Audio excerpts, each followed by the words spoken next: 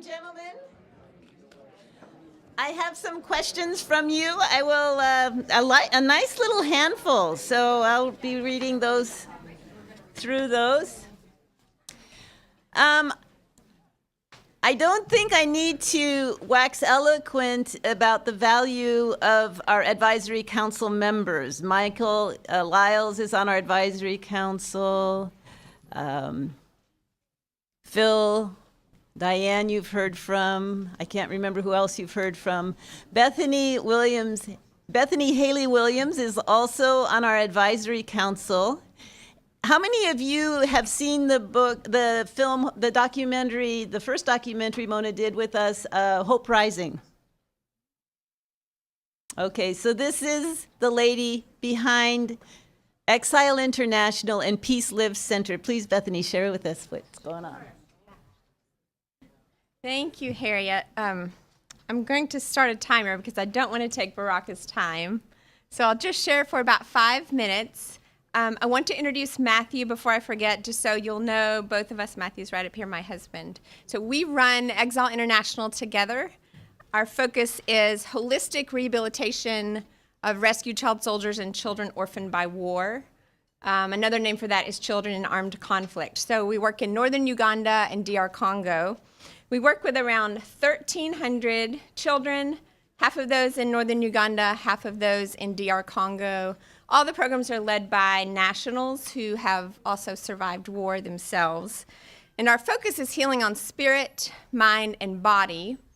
And our model is a 3-tier curricula-based model. So it focuses on trauma care, but then the second part of that is peace building, conflict resolution, and then the third part is leadership skills. So our goal and our vision is that the kids are really not just survivors of war, and not just that they survive their trauma, which is very important because we definitely want them to heal, but the vision is that they will actually be peace leaders out of the trauma that they themselves have experienced. And woven through all of this is creative arts. So many of you have been to Africa, so you understand the importance of dance and drama and music. So that is woven in and out of really everything that we do. It's so important for the kids because, as you can imagine, they've lost a lot of their childhood, so the creative arts helps bring them back to life again in some different ways. So our programs are run through those are groups that meet weekly. And specifically in DR Congo, we're using the kids' version of Healing the Wounds of Trauma. So 2 of our leaders there, our program coordinator and one of our counselors, are now master's facilitators. So they've gone through the equipping program, and they're planning to do actually advanced training, which is really exciting this summer. And in those trainings, actually, if we can go to the first slide. Oh, I have the power up here. Yeah, let me just do this. So this is an example of one of our peace clubs. There are 300 kids in DR Congo going through weekly peace clubs. So they're going through the kids' version of Healing the Wounds of Trauma every week, again, led by nationals. So these boys were former child soldiers. This is actually one of the villages, and they are doing a drama about that. And then these are some of the kids. These children have been orphaned because of the war in Congo. So you can imagine with the curriculum, they're healing their wounds, they're finding peace again, they're finding forgiveness again. But what we have found that's so exciting is that some of the boys, so these are program graduates. All 3 of these were rescued child soldiers, and they're leading their own peace club. So not only have they been trained, but they're using their own healing and their own experience then to lead other groups of rescued child soldiers. So we're seeing the model actually replicate itself. I talked about Baraka last year at the ABS, I think maybe the devotional, just an update with Baraka. Baraka was abducted twice by 2 different rebel groups. Once at 10, once at 15. He escaped at 10, was re-abducted, escaped at 15 again, and he's graduated our program and all on his own started a village peace club with 80 rescued child soldiers. And the area that he lives, it's actually not an area that we could even go into. Matthew's been to the Peace Club just once. And our plan was to go back on this last programming trip, but literally what they said to us is that when Americans are abducted, it's a $50,000 ransom. So the only way that you can go in is if we go with a UN approval or a UN, what do they call it? Escort. So we tried, actually, but we didn't get approval for the UN to go in. So the only way these kids can receive the trauma healing is if Baraka goes in himself, because he knows everyone there and he lives there now. So these are Bibles that he's bringing back to the members of the Peace Club. Most of those kids have never had a Bible before. And these are Bible Society Bibles, by the way. Whenever they purchase the Bibles, we always want to make sure that they purchase them from the Bible Society. So this is just, I think, just a great example of how the program can actually replicate itself, which I think was the dream really from the very beginning. So I'll turn it over to Baraka now. Oh, that's my timer, guys. How great was that?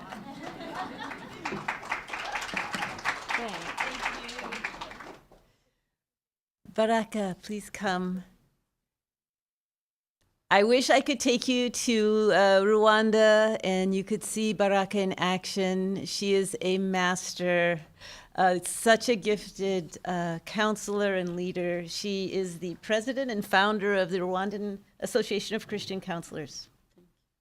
And a dear friend, and thank you so much. And also on our advisory council. Thank you. Hello, everyone. Please receive greetings from Rwanda. We say Muraho. Thank you.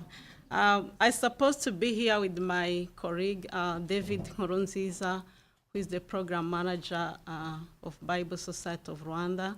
Unfortunately, he was not able to come because of visa. And I want also to recognize two Rwandans who are here in this room, John and Emmanuel. Yes, because we share the background of the history of our country. My name is Baraka, and it's now 11 years that I'm involved in this work of trauma healing. As they said, I'm involved in different way. I do counseling one-to-one, and I do training lay counselors, and I do supervision of counselors. It's a privilege to be here talking about the power in trauma and healing in Rwanda. I just titled it From Scars to Stars because I think we have many things to share with the world about what Rwanda underwent. A little bit to talk on Rwanda. One time I was in an airplane and I sit with a gentleman, American, and he asked me, "Where are you from?" And then I said, "From Africa." Then he said, "Who is the president of Africa?" And then I just recognized that some people, they don't know enough. And this is Rwanda. It's that a small dot in red. It's located in Central East Africa. It's the size of Maryland State, the way I hear. It's a small country, overpopulated, with 11 million of population. As you can see, we are not close to the ocean. Most of our population, we depend on agriculture. So if that is a small country like that with 11 million, you can now understand what the land means. Land is a garden in my country. So Rwanda is a beautiful country, as many people will say. Green, good weather. You will see day and night by 6 p.m. by 6 in the morning. One was my surprise here is when it was 10, then they say we go to bed when it's still day. It's hard to understand this. So we have that privilege of have good weather and a beautiful green country with mountain, and we even have the mountain gorillas, which brought many resources in my country. But one day, this is part of us. we face the darkness.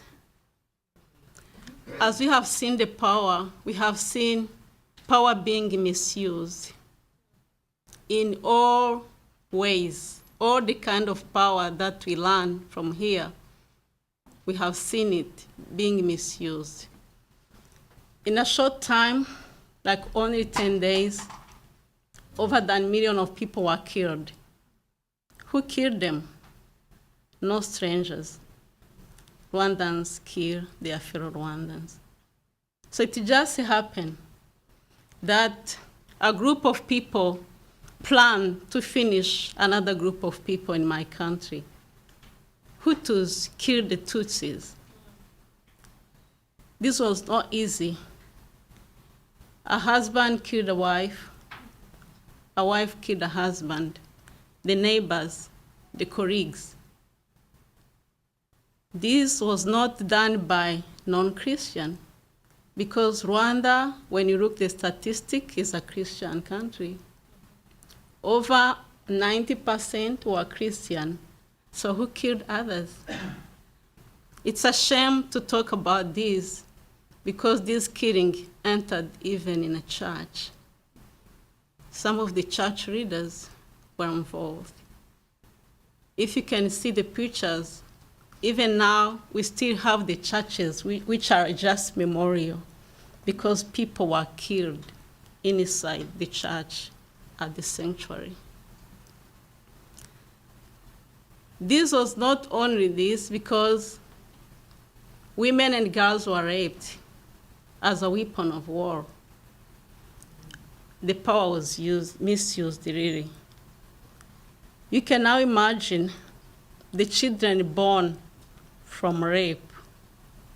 So it's now 20-something years that this happened, but to many people, it's like it happened yesterday. How can you tell your child who is the father when it's a child from rape? The identity confusion. How will you behave when your mom is a survivor of genocide and your father is a perpetrator of genocide? How will you live in a community where you go to fetch water with a widow when your husband killed her husband? It's not easy. We really face this darkness. Millions of people leave the country to go to live in the refugee camps. You can just picture the millions of people living in the towns, doing nothing. Rape took place, HIV spread in a short time. Many people died with diarrhea. And there is nothing like bury. You just put the body of your person on the road and you wait for the truck to come to pick those bodies to throw them in one war.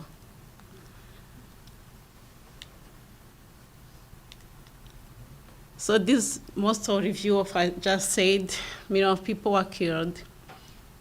If you have understand the grief, one of the reasons which grief will be complicated is when you don't have enough information, when you were not able to bury your person. Until now, we have people who are stuck on denial. They can't believe their beloved one passed away because they never see the body. Children was forced to see their parents being raped. We even had the case where one of the boy was forced to rape his own mother. That's like the power, misusing the power, like controlling. If you don't do this, we'll kill you. So the reality is that the country was destroyed completely. Trauma is about broken of connection. connection is broken with the body, with self, with the family, with the friends, with the community, with the nature and spirit. What is healing?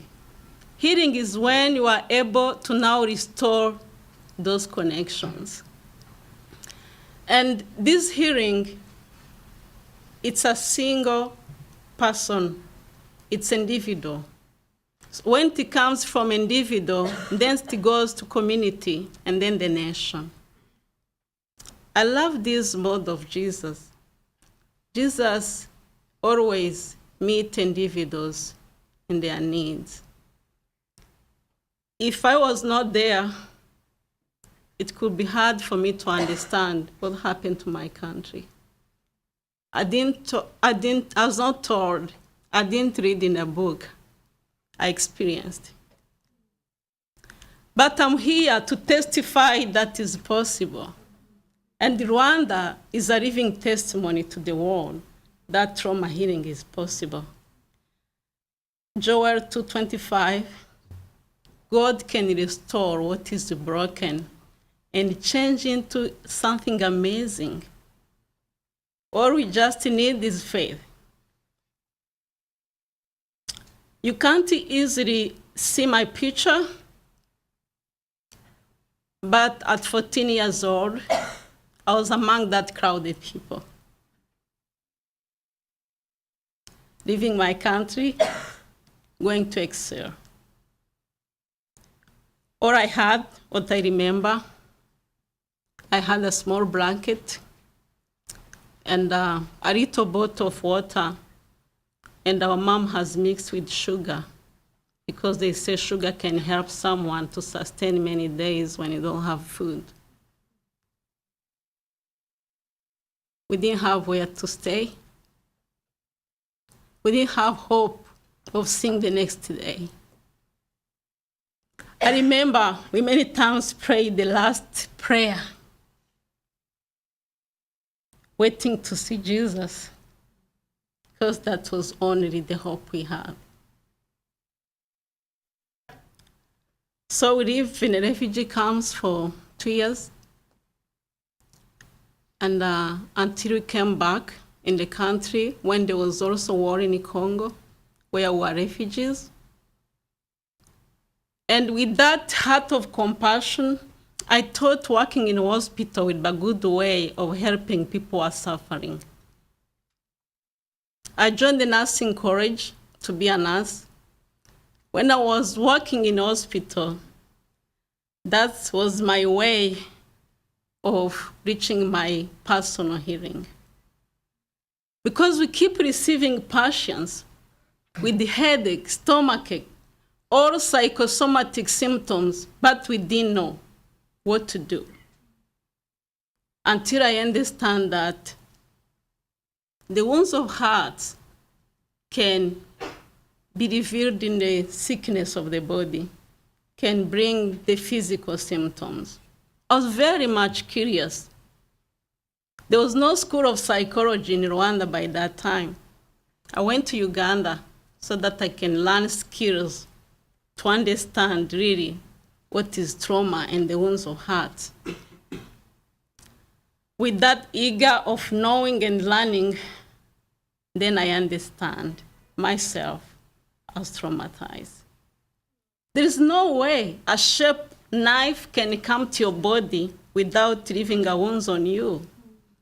All we see, all we experienced, all we hear was traumatic. It doesn't require as many events. Only one event is enough to cause a trauma. I went through my personal counseling. Then I remembered how much I missed my period when I was in the refugee camps. Then I could connect how our body can react to the trauma. So I went through and processed my own trauma.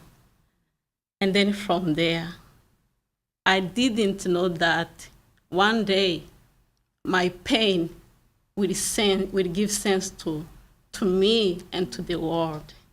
So I felt my life transformed, and I gave I got more power now to heal and to facilitate my people, my nation. Today, I do counseling, I help people, and I can easily empathize because I have been there. I know what it means. I know what sufferings means. It's not only in Rwanda. Last year, I had the privilege to go to different countries to talk on trauma healing. It was a surprise that I met my colleague, Thaddeus, from Kenya. We were in both airplanes. He was going to Liberia, and I was going to Sierra Leone. So it was just my neighbor in the airplane. And we start talking. Where are you from? Where are you going? So we just found that we have the same spirit. I've used the trauma healing in Malawi, and last year was in Burundi. The picture, I was facilitating trauma healing in Burundi. So it's sometimes scary where to start, what to do in such country where trauma is around us every day, to hear such strong stories. But I always feel encouraged when I hear the Holy Spirit telling me, the joy of the Lord is your strength. The joy of the Lord is our strength. It's not about us. We just allow the Lord to use us because himself, he's the one to heal the wounds of his people. We are just instruments. And I love the sign that I saw in one hospital in Kenya. The sign said, we treat, but we don't heal. Only God heals the wounds of his people. These are some of our heroes in my country. This is Aris. Aris is a survivor of genocide. They killed all his family members. They cut her hands. Right now we can see one hand, another one is not there. And she felt in a coma, they thought she's dead. But Aris survived.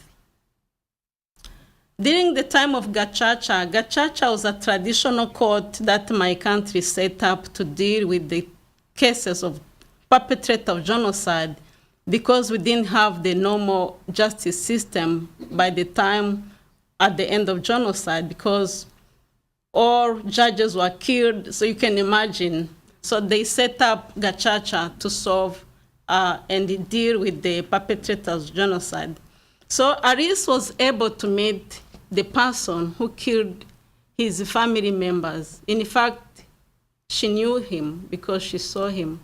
And this person in Gacaca, he pleaded guilty, and Aris forgiven him. Together, Aris and perpetrator, they created a club of reconciliation in their community. It's good to see them together. It's a miracle. They have done a great work to help the community to understand the forgiveness and the reconciliation. Now the church in Rwanda has taken serious the mission to contribute to the trauma healing. And this is the wish that we really want. We want to see the church being a safe place.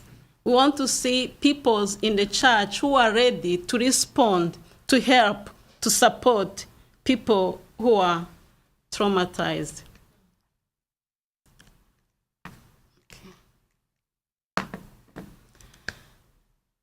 So when healing starts from individuals, it just goes to community. When you light up your candle, it's easy to make other candles light. But when your candle is off, it's hard to get anything to give. So now the Bible Society of Rwanda is having the trauma healing program to go into churches, to communities, to prison, to help people, to facilitate the healing. That is one of the group. I think the Bible Society now have around over 600 facilitators of trauma healing. And many other organizations and churches, they try to do their best to train people into these trauma healing programs. So we have many discussions if Muslims can be helped by this Trauma Healing Wounds book. We have got good testimonies where these books, the resources, the materials of trauma healing can work, even the Muslims. Because the trauma healing is universal, it has same language. The pain is the same. So we have seen good testimonies, and that woman is one of them, where he was able to heal and to receive these materials, and she's now using it in her community, including Muslims communities.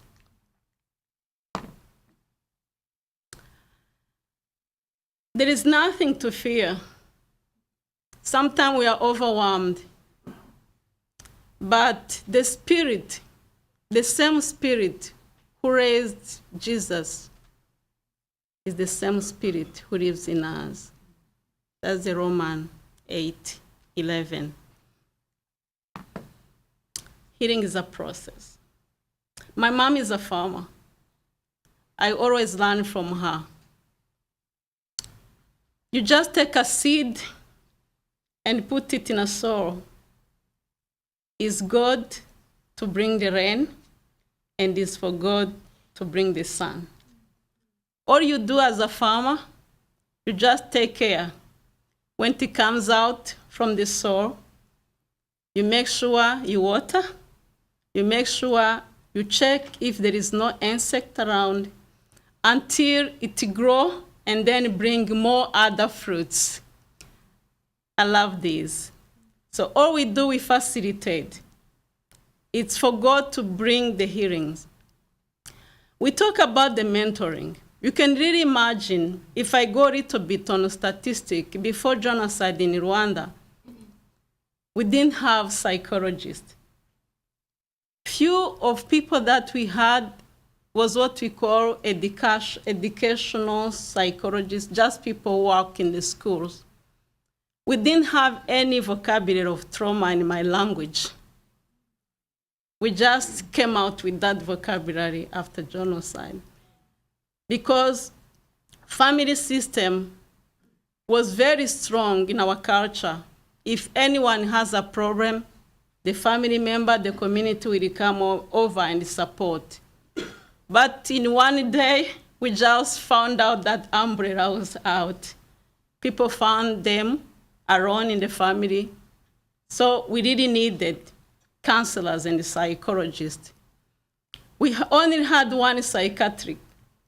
But today we have 7 to serve 11 million, you can imagine. We didn't have psychologists. Today we have around 200 psychologists, and we are training many lay counselors. But it's a good way, but we still need to move and to grow. We have seen many people coming to help us, and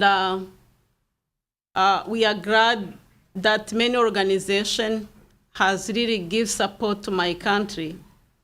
But we have seen people coming and they plant a seed and disappear. Sometimes it's not easy.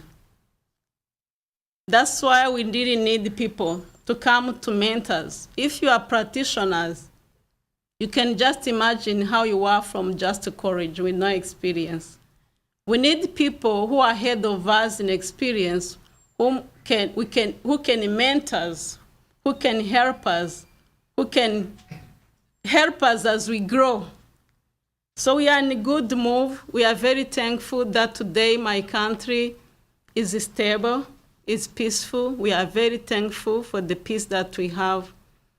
But the healing is a journey, and it's a process. Thank you. Thank you as you pray for us. This is a spiritual battle. Sometimes we don't easily see and understand. But the body of Christ, the church of the God, in all world, we need to be together. to win this game. Because there is this strong of darkness, we have to stand ready to be children of the light. So thank you as you pray. Sometimes I don't know what to do before the heavy cases before me. But when I kneel down, the miracles happen. So thank you as you pray. Thank you as you give. I sometimes wonder where is the bank account of the God, so that maybe we can sometime go to check it. But I learned this from my father. The bank account of the God is among the hearts of believers. All we have belongs to him. Thank you as you donate. Thank you as you just take what you have financially to support this work. Thank you as you come. I've seen many people coming. It's not 20 hours in a plane. I've seen some people taking motorcycles. It's a risk. But that presence, when you come, you see in the face of this widow. You cry with them, you touch them, you pray with them. It gives life. Thank you as you support us in this journey of trauma healing. God bless you.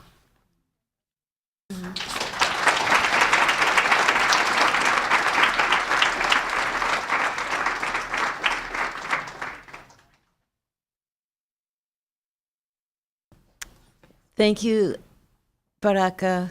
What a beautiful, painful, beautiful story of redemption. And we continue to pray for your country and reflect on what happened there with the hate speech, where words turned into actions.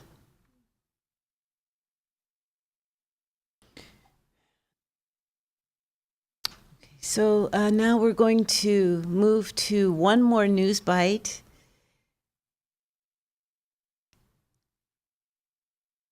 We're going to hear a little bit from Latin America. So welcome, Dana. Good morning. This last year, we entered into partnership with the Bible Society of Guatemala to launch a trauma healing program there. Guatemala had experienced a 36-year civil war that ended in the mid-90s, and the country is still deeply traumatized and struggling to recover. Huge rates of violence and of poverty and of gangs.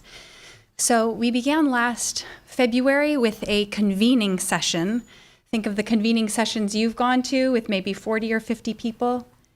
200 people, with many on a waiting list, appeared, and I was floored to see this sea of people so eager for something to help these wounds. So in June and July of last summer, we did 2 back-to-back initial equippings for adults for training 70 people.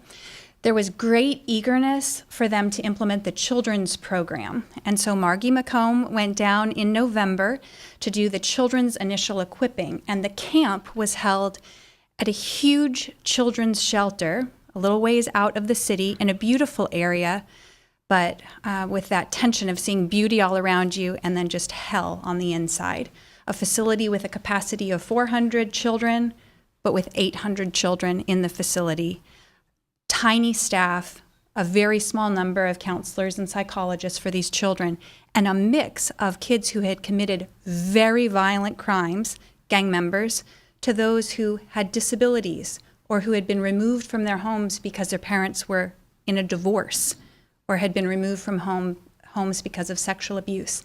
And you had all these children thrown together, kind of a Lord of the Flies situation. They did the camp, seeing just beautiful stories, and yet Margie left with just a heartache of going, but these kids are still here. So when we returned just 2 weeks ago, Rita Peterson and I and an SIM missionary who's a trauma healing facilitator and one other, we went down for the advanced equipping and worked with 30 adults there who many had gone through the children's equipping. It was a great training. One of the lessons that we happened to cover was how to respond to a disaster. And 4 days after the training, there was a riot that broke out in the children's home. A number of the girls rioting, protesting the sexual abuse that had been going on. Staff on kids, kids on kids, and nothing had been being done. The girls who were rioting ended up setting some mattresses on fire, and they were locked in the area where the fire occurred intentionally. 40 perished, 30 with really severe burns, some still not even able to be identified. The people that we trained, instantly on my WhatsApp thing, tons of messages popping up. What are we going to do? How are we going to respond?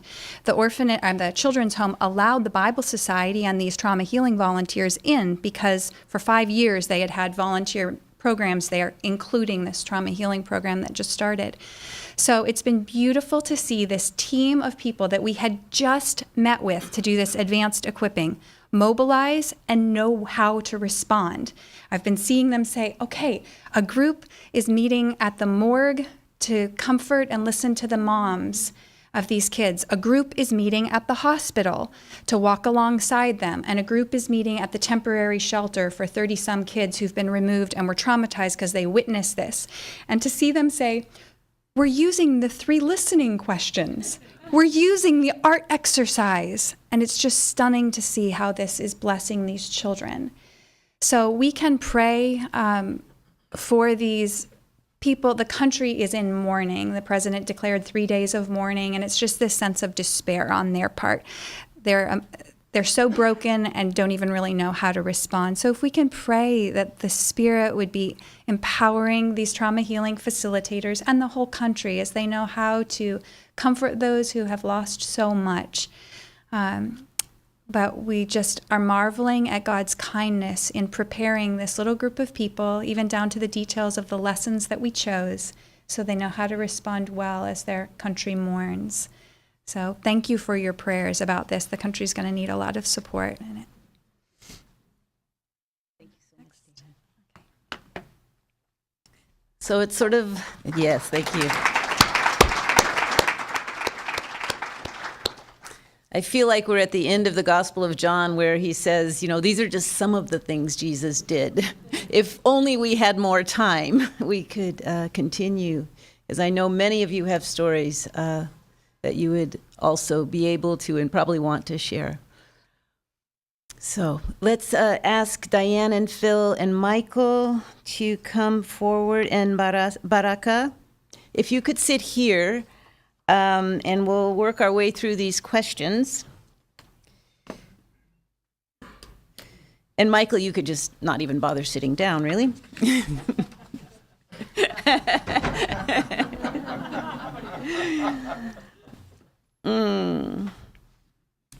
I think we like being your mission field here. We have some questions for you. Michael, can just one conversation heal neural pathways, or does it need to be more ongoing? It needs to be ongoing. I don't know of a lot of examples in the Bible of someone that was healed from the kind of emotional distress that you're talking about from one conversation. It's a process. No, I don't think one conversation can be a very good start, but it's a process, not an event.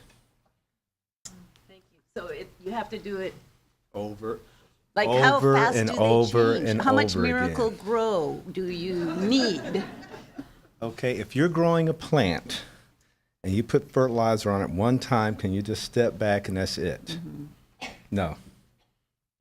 You have to take care of the plant. You have to water it. It needs something like your picture showed. It needs more than just one application. Thank you. Just don't go anywhere. Other than safe conversations, what can heal neural pathways? Other than safe conversations, what can heal neural pathways? Well, okay. Obviously, being a psychiatrist, I could say medication, but most of you folks don't have access to medication where you are. And that's just part of it anyway, even if you do. It takes sleep, learning how to take care of yourself, get adequate sleep. It takes nutrition, learning how to eat well. Bad nutrition can hurt your brain. Did you guys know your brain can become insulin resistant, basically diabetic, from eating badly? Yes. So sleep, exercise, diet, lifestyle, prayer, developing your spiritual life. All of those things are part of getting well. It's not one thing. It's a comprehensive picture. And that's why it takes time. Thank you. Okay. Don't go anywhere. It's going to stay here. Can you point us to further reading on the things you've been sharing? Is there any, like, we don't want the 5-syllable word thing that you said. We just want the Miracle Grow level of reading. About the brain stuff, Yeah. or about suffering, or About what? the brain stuff. Oh, golly. You want to sit down and come back with that? Or maybe you can think. A lot of times the doctors ask the same question. I need to pass. I got to think about that. Would you possibly think of Kurt Thompson's books, Anatomy of the Soul and Soul of Shame? Mm-hmm. Those I thought were helpful to me. He was here last year. Yeah. Right. Mm-hmm. Yeah, those are helpful to me. Okay, we'll let you sit down just for a little while. Okay. Phil, can you answer this question? How can emotional triggers be healed? So you'll probably have to say what they are for people who might not know. You sure that wasn't for Michael or Diane? Okay, I'm switching it out because I don't know if it was that Michael was the last to speak and freshest in your mind, but you wanted Michael to answer all of them. We don't Sure, why want to wear not? it out. And How can emotional triggers be healed? So one of the things that I would say first, let's have some realism about things. I have a good friend that last night I knocked on a door and surprised her. And she had a little bit of a jolt because I did that. That wasn't an emotional trigger, but it was a physical trigger. There was just, people are like that. Sometimes we have triggers like that, and we have a bit of a reaction. I think that some of these triggers will continue. They're not necessarily things that go away. I'm thinking of the example of someone who has a trigger that reminds them of a trauma and they have a reaction. Over time, they may find that their reaction gets smaller, that they recover more quickly from it, in part by accepting that it happens to them, not shaming themselves for having that reaction, recognizing that this is a normal thing, picking themselves, dusting themselves off, and continuing on, getting back into the next good thing they need to do. That in itself is healing. So it really brings back a question that maybe wasn't asked, but I would like to ask is, what is healing? Right? What are our definition and examples? And when you hear that word healing, what do you imagine? Do you imagine all done, as if it never happened? Do you imagine ongoing process? And that may be part of the underlying question there. thank you. So triggers can diminish as people don't feel ashamed of them, deny them, just accept that it's happening. So thank you. Diane, in your books and in your other speeches, you talk about time, tears, and time, tears. This question is, what effect does crying have on the brain? Do you feel, or will you want Michael, help Diane out with the neural answer to that.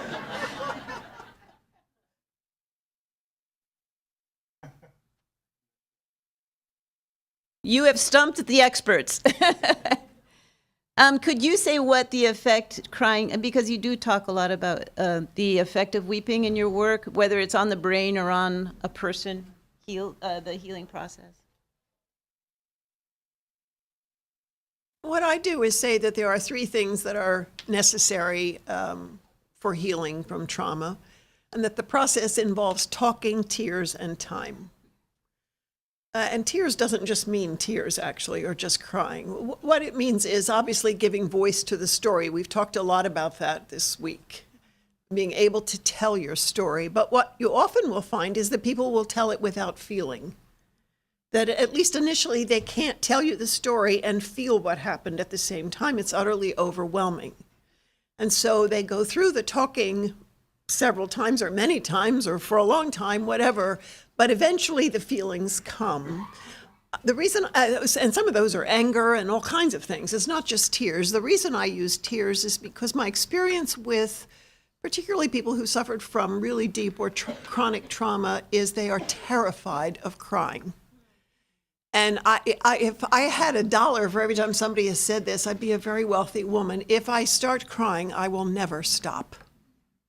It's like this pit that they'll fall into because it's so bottled up and so big inside that to give it a door is to drown.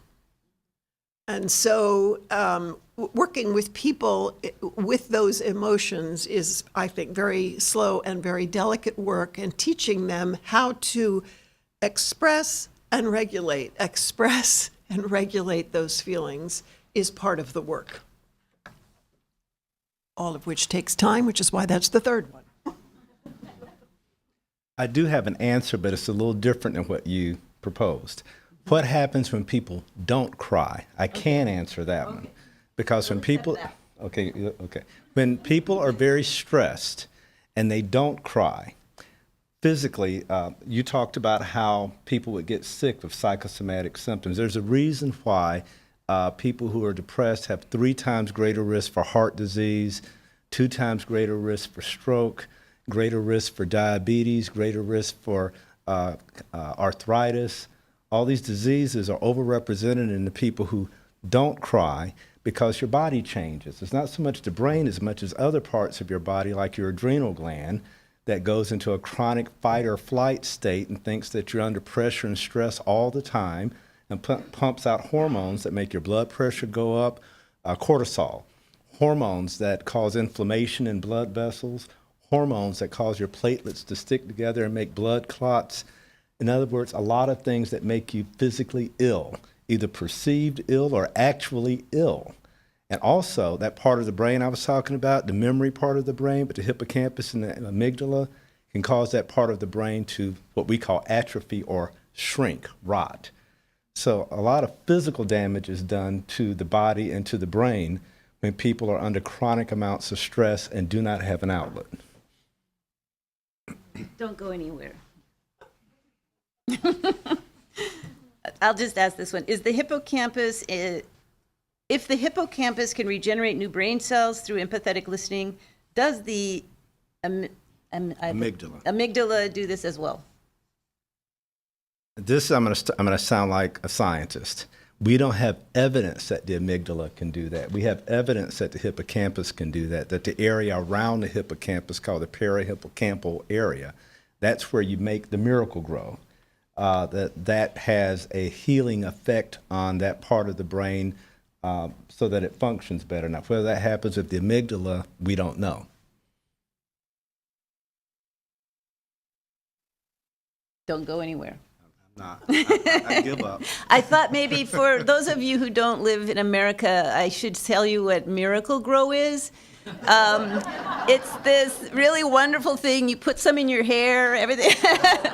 No, if you have trouble growing plants, it's something you buy. It's like fertilizer. And you put it on your plant, and miraculously, even though you do not have a green thumb, you're not able to grow plants, it grows. It's a wonderful thing. So that's what we're using. Okay, you explained about the biological regeneration, but what about psychosocial ability to adjust? And this, I think, is the real question. Is there a ceiling on a person's ability to recover? I think I'll stop there. In how they view themselves, but is there a ceiling? That's a better one for Diane. Yeah. Okay, so in addition to biological, what about Psychosocial. Yeah, because really that's about the psychosocial part. There we are. So you do get to sit down. It's okay. I assume, is there a ceiling means, is there a individual, for individuals, do people hit the top of where they can grow and that's it? And I'm going to answer with a terrible answer, which is that it depends. And part of what it depends on is their current environment. If they're in a supportive environment, if they have relationships that have been healing and continue to be, if they have access to growth in other areas, productivity and things like that in their lives, the ceiling is way higher. But if you've got somebody who's stuck in poverty, has very little support, and all of those things, and is pretty isolated in terms of the healing they can do, they can certainly move forward and all of those things, but it will be limited by other factors. So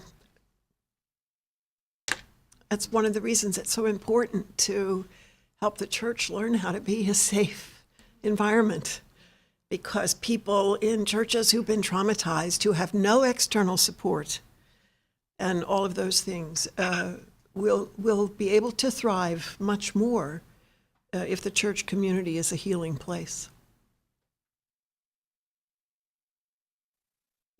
Thank you.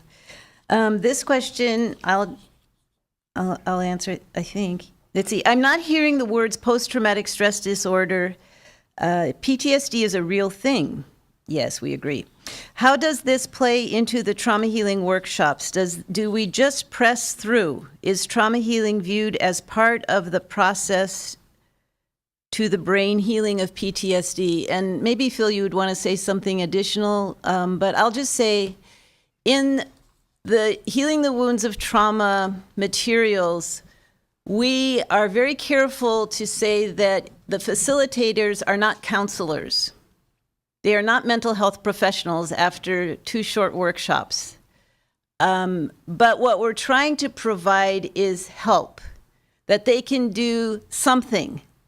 And I've heard it said for medical help, and I don't know how this would correspond to this kind of help, 80% of what people need could be done at home with some, when they're sick, they could, and 10% or 15% need a clinic and 5% need a hospital.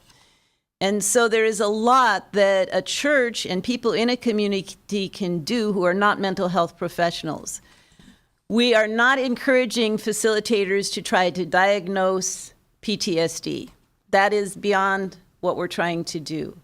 So we're trying to say, if you have people that have, we call it heart wounds, as Baraka said, there wasn't really a word in her language that was trauma. And we find that in many languages, so you can say trauma in their language, however, just, what do you call that? Say it in English, basically, transliterate it, but they don't have the concept of it. That's why we found that in lesson 2 about a heart wound and a physical wound, even if they have the word, it helps them understand the concept behind that word. So we're trying to give some basic tools. Some people have pain in their hearts, and it is inhibiting their flourishing as individuals. It might not be something you would be diagnosed as PTSD, but it's affecting them. And it could be from trauma, it could be from grief, loss. So yes, I think this could help. I think what the Healing the Wounds does is it helps people understand that they are not going crazy, that this is that this isn't demons. Some places it would be, anything you can't explain is put into that. So it gives people some tools to help themselves, and especially in places where there are not mental health professionals available, as Baraka was saying, it is something. It is something, and we have seen God use it in really amazing ways. Phil, do you want to say something else? Yeah, just to to say, yes, PTSD is a real thing, and there are lots of people in the world who don't meet the criteria officially, but they have a lot of, we would call it subclinical, that doesn't meet the full thing, but they have a lot of symptoms that can be addressed. In a country like Rwanda, where 100% of the population in 1994 went through terrible things, you can look at the data some years later and find that it's maybe 25 to 30% of the population have chronic symptoms that would meet criteria. So lots of people get better, but that doesn't mean they don't have any symptoms. And so there's a great need for, even if you don't meet the criteria, for help. And that's what this material is. So we don't want to just try to limit what we're doing here to only those people who hit a criterion level. Can I ask a question of Baraka? Yes? Yes. Sorry, Is that Baraka. right?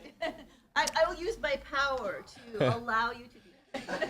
Baraka, you asked for prayer and giving and support. Maybe you could go a little further and talk about some specific kinds of support that where the Rwanda Association of Christian Counselors and what's going on there. What kinds of support? Give them greater ideas so that they can check God's bank account.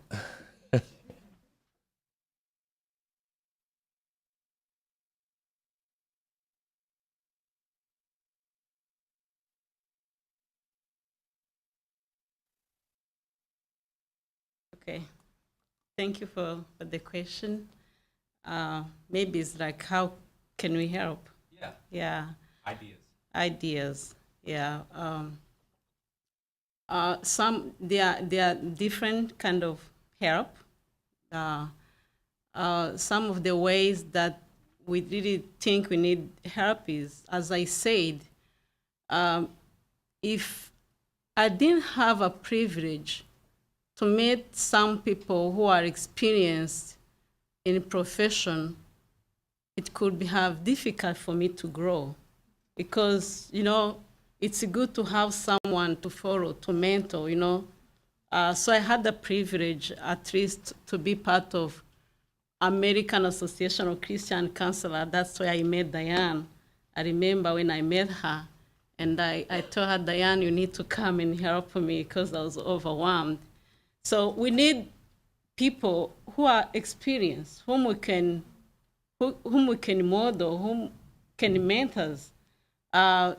So as I showed the growing, it's on different level. Right now, as I shared, it's 11 years that I'm in this profession, but we have people who have just finished the college. We have people who have just finished the level 1 of training. So I think we need to develop a system of where we can have that continuous growth, continuous education, and that is one way. Another one way is that at least we are growing in a good level of understanding, at least understanding trauma and what to do. Sometime I remember when I started in my first year of my practice, I went different churches talking about trauma. And at the end, everyone was like, where can we go? I felt like guilty telling people, like, you are very, very sick, but there is no hospital around. You say, like, what am I doing? So we really need where to refer people. After knowing trauma, after knowing that they need to process, now where to go. That's why we train facilitators, and we want to keep training the mental health so that at least people will have services available. And also materials. Today, as we teach, make people aware, we go into now specific. When I was here, someone WhatsApped me like, do you know any marriage counselor? I was like, I checked in my database. I didn't find any.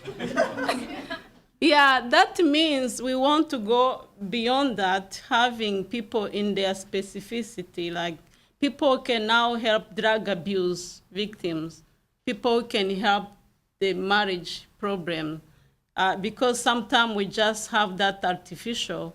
As we know, I like the medical system. We have general doctors, but we also have people with their specialties. So we need to grow up to there. And also, we can't do that in isolation. That's why we put ourselves together to develop Association of Christian Counselors. But up to now, we are in the process to register, to make it official, to get the official registration. This requires different things to register an organization. It requires an office. It requires some, basic. If you have started your own office, you know how much it costs. We need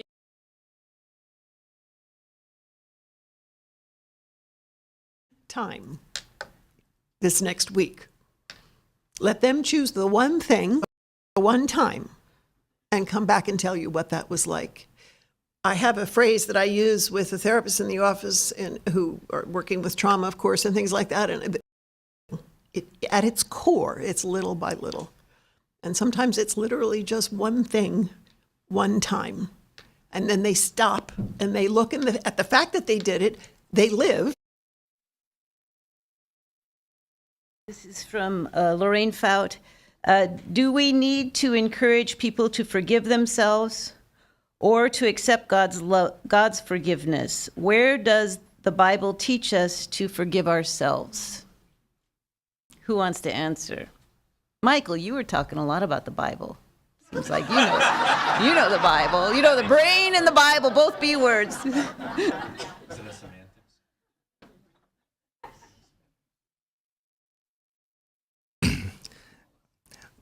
I think one of the things Diane just said is true. When someone has been through a lot of trauma, the fear inside is overwhelming. And a lot of times people try to make sense of their trauma, and one of the ways they make sense of it is by blaming themselves, as opposed to just blaming those around. I must have done something to encourage this, something to put myself at risk, etc. So usually there is a need to forgive themselves along with forgiving all of the other people who are the overt causes of their trauma. One of the things, and I'd be interested in what you folks have to say about it, I find that when people are articulating a lot, they're just talking about someone who has hurt them, a lot of times the person who's hurt them the most is the person they're not able to talk about, because the person they can talk about hurt them, but the person that they can't even begin to talk about hurt them more. And that's usually where the lack of forgiveness is. That's usually where it's going to be a deeper hurt, if you will. So yes, the failure to forgive not only hurts the relationship with the other people, not only hurts the relationship with God, but it also promotes all of those negative medical things we were talking about earlier in terms of how your body just begins to consume itself with all of the anger and the fear and the anxiety from not letting go of the pain.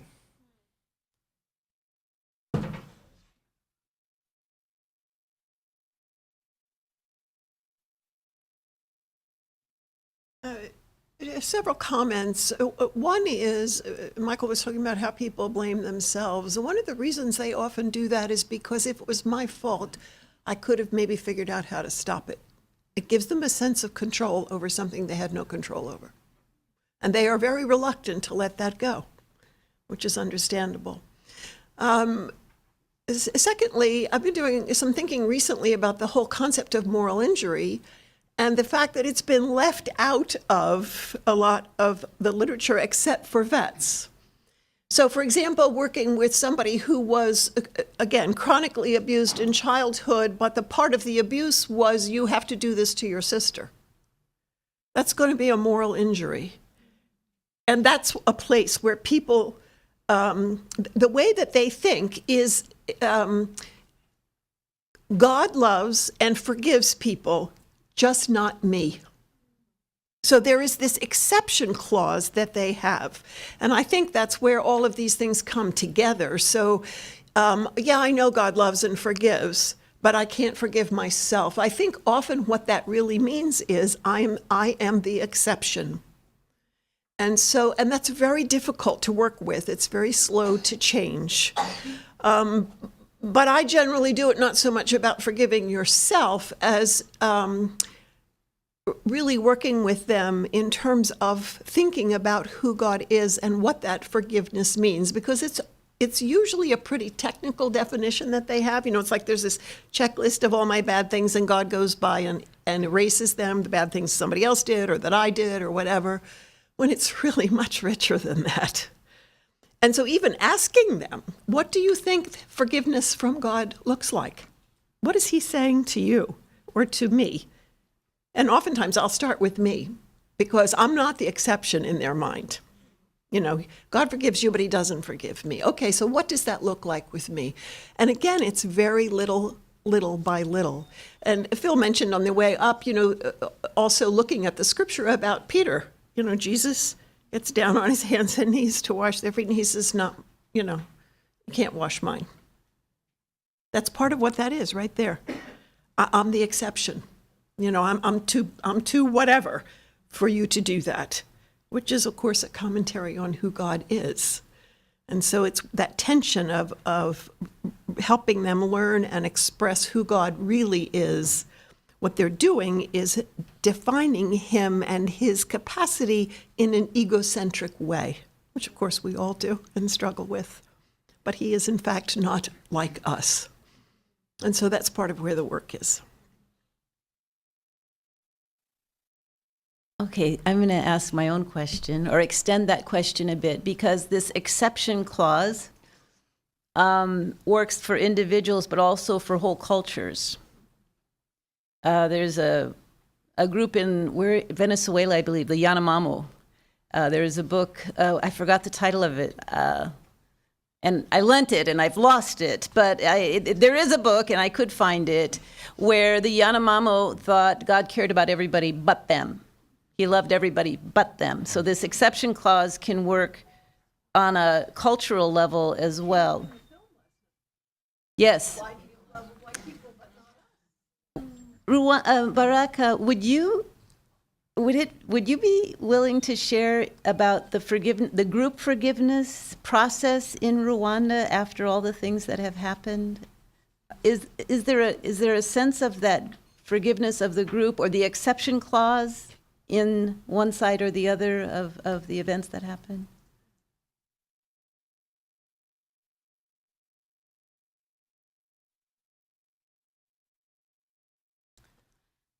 Okay, maybe until you understand that forgiveness, when you forgive, you are the one to benefit. Sometimes we think forgiving is a privilege to the people who hurt us. But when you know the benefit that you have of having that peace in you, so and then you get courage to forgive. So we have got those stories where people will reach on that level, and I think this is the same as Jesus said, forgive them because they don't know what they are doing.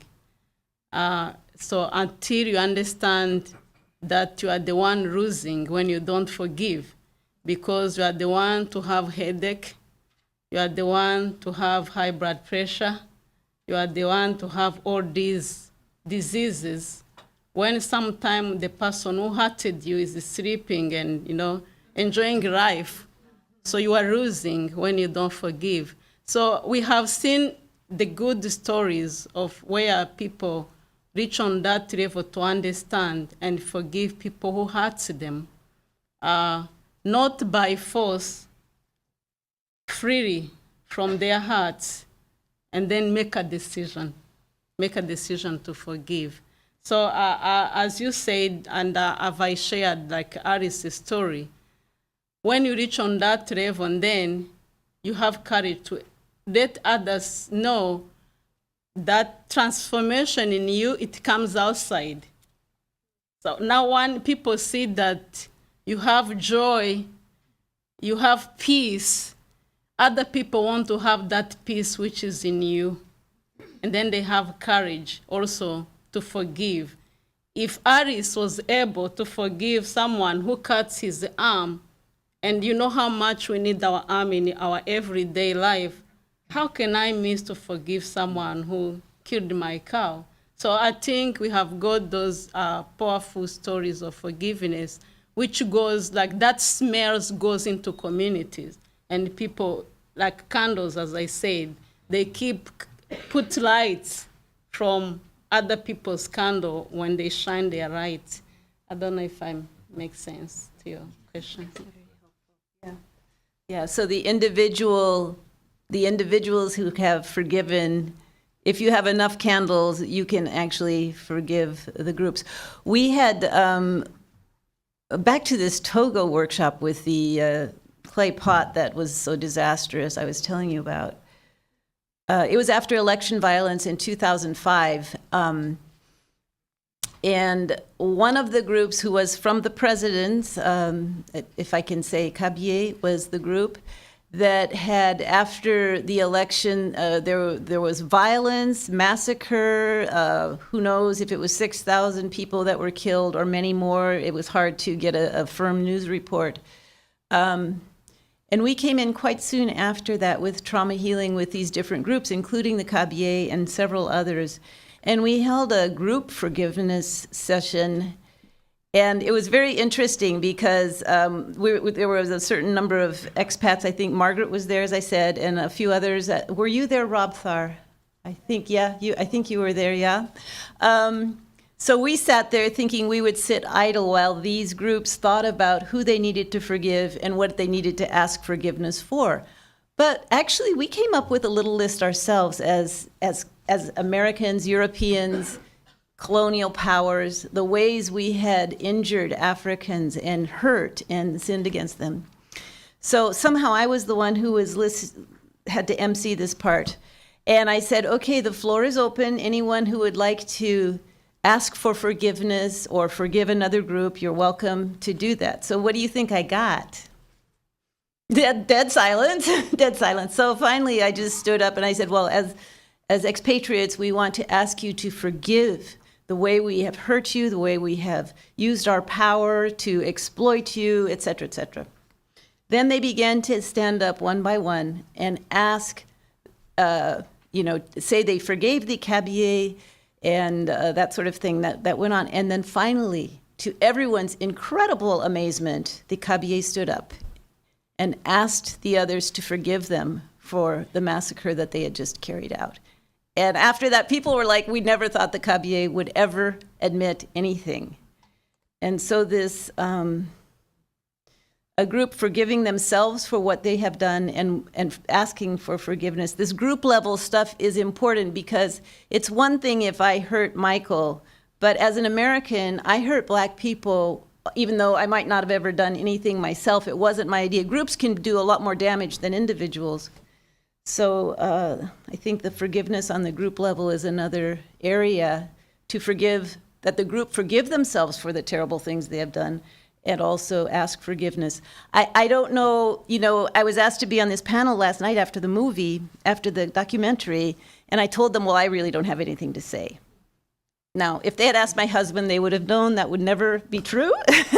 But the realizing that I am the knee-jerk reaction of repenting to Keith and the African-American community. I didn't expect that, but the asking of forgiveness just happened. Anyway, let's go back to our other questions. Number 9 is going to go to Baraka.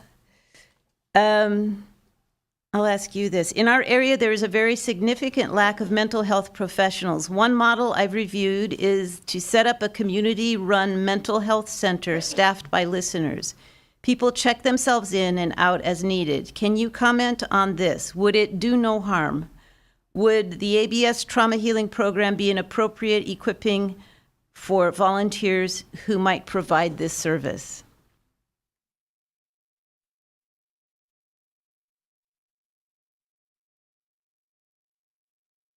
Okay, thank you for the question.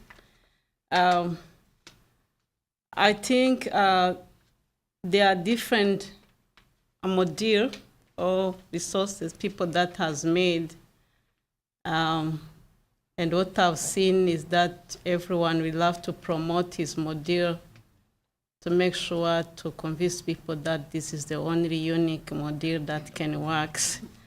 I think my colleague here can witness this. We have got different people come up with resources. We have what we call social therapy. We have what we call different modules. And what really matters is the result, because all we need is to see people being healed. We love the trauma healing wounds of how can church help, because at least that has the unique exception that will not found in many other modules, because it's biblical based. It really works well with the churches and the Christian environment. And there are other modules. I appreciate for the person who write that they have a very good module which can work with the community based. I think that's good. We need all those, but at the end, what we need is the results. To see really people's life being transformed. And I didn't want to mean this, but since you allow me to talk on this, let me say it. Sometimes what is behind this motivation, because I've seen some people being motivated by being known. Other people are motivated by promoting their organizations. Other people are motivated by letting their model like being used by many people.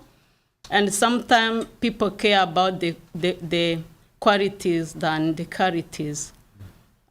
You just train thousands of people, but at the end, when you see the results, you don't really see that it's bringing good qualities of people.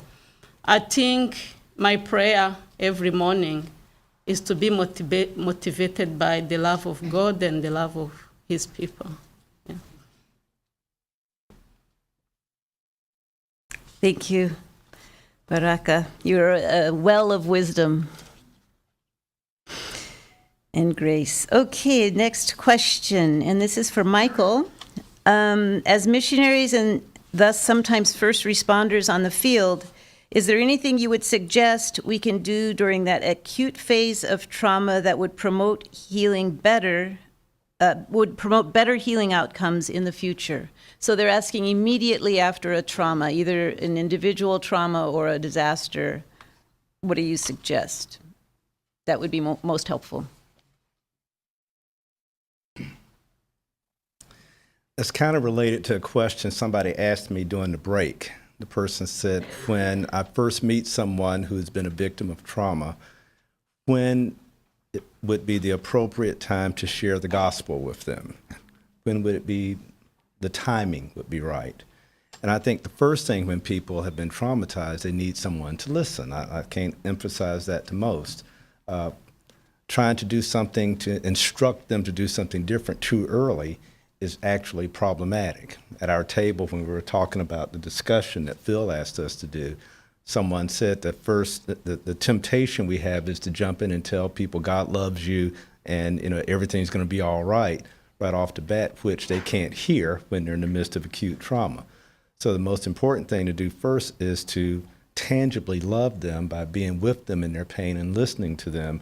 And the answer I gave to the person about when do you share the gospel, and I say when they can stop crying when they're telling you their story, because then they're able to listen. But as long as the pain is acute, they need someone to listen lovingly to them, not in a manipulative or exploitive way. And then you'll have your opportunity to begin to intervene with the truth of Scripture. I want to also respond. I said, give me a minute, and I'll give you a name of a book. Someone asked a question earlier about something to read about understanding the brain. It's in close to English, and probably the best I can come up with is a series of books by Stephen Stahl, S-T-A-H-L, which is what doctors read when they want to read something that's easy to digest to understand how the brain works. And he does use analogies like we've been talking about in his book, but he's written a series of them on brain function and medications and so forth. Stephen Stahl, S-T-A-H-L.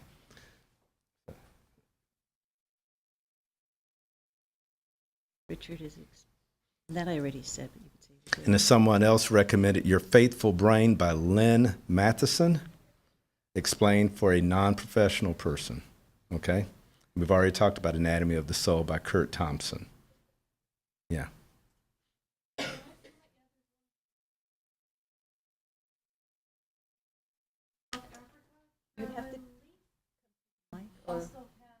You know, Carolyn Leaf?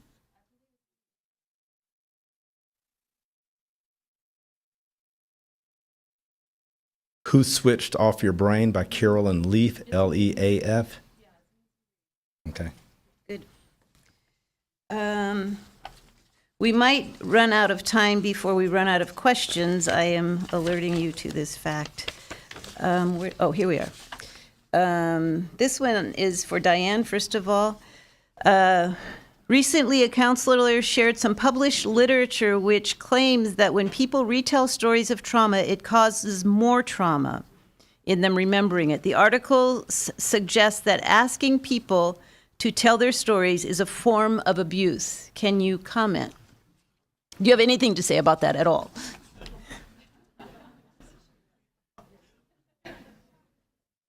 Well, yes, I've been abusing people for 45 years. How they tell their story is vastly important. In the therapeutic world, in working with trauma, we say that the first stage is what's called safety and stabilization. You do not plunge into a story. You will do damage if you do that. They need to have a sense of safety in the relationship with you. They need to have a sense of power or control over what they say and when they say it. And they need to have some stability in their lives. If they're sleeping 1 hour a night and they're not eating and other things have to happen before you even are willing to go there with them. So I spend a great deal of time with people saying, not yet, not yet. And the reason is, and this is one of my mantras, is never do anything in a healing relationship that replicates the dynamics of trauma. So if you let them plunge in and overwhelm them, you've replicated the trauma. If you give them no choice about when they talk and when they don't, or when they stop and you want them to go on or whatever, you've replicated the trauma. You want to give them a voice. You want them to be in a safe relationship, which trauma obviously destroyed. You want them to have power in the relationship, and you do not want to overwhelm them, because that's what trauma does. So people will start to tell a story, even after we both decided they're ready, and they'll get overwhelmed, and we'll stop. We'll go back to taking care of them. And they may not pick the story up again for 30 minutes or 3 weeks. It depends. And usually there are parts of a trauma story that are more overwhelming than other parts. And so you have to shift gears when you do that. So ultimately, the goal is, how do you get to be heard safely with another person? And that there's a lot of infrastructure. So if the article is about no infrastructure in terms of listening, then yes, it would be damaging. But there are safe ways to help people tell their stories. That is so important that when I see someone and they need to be on medication, which is usually why they're being sent to me, I will not put somebody on medication unless they want to do it. I do not force anything on a trauma survivor, anything, because it just recreates the sense of somebody in power doing something to them. So, yeah, even a little thing like giving an antidepressant has to be something they have a sense of power and control over. We have just a few minutes for the last question we can take, and that is, we haven't talked much about helping people with developmental, intellectual, emotional disabilities, so people with disabilities who have also suffered trauma. How can we start to help them in their pain? And then there was another question about if you're a caregiver for people with disabilities, is there anything, let's see, where is that one? Say something about that. Could a trauma healing group be started to help? That's basically Anyone want to speak to the question of helping people who have disabilities? They definitely do. They're very vulnerable and they are at a higher risk of trauma, I would imagine. Yes, they're at a much higher risk. And it's difficult to answer because it depends on the disability in some ways. But there are ways to work very slowly, very concretely, and non-verbally with people sometimes. And literally what you're trying to do is ease their pain or their sense of being overwhelmed by the trauma. You're not trying to do the whole shebang. You can't. And that's okay. What you want is to help them have a lesser and lesser level of distress as much as possible. And so, I've sometimes adapted things where somebody is, say, delayed, and verbal's not going to do it, and abstract's not going to do it. And so, we get down on the floor and draw pictures. So you have to adapt it for whatever the disabilities are, and you also you're looking to bring comfort and more stability, not fix it. Not that you're ever going to fix it anyway, but it's just a whole different continuum, and it's a shorter continuum in terms of what you're doing.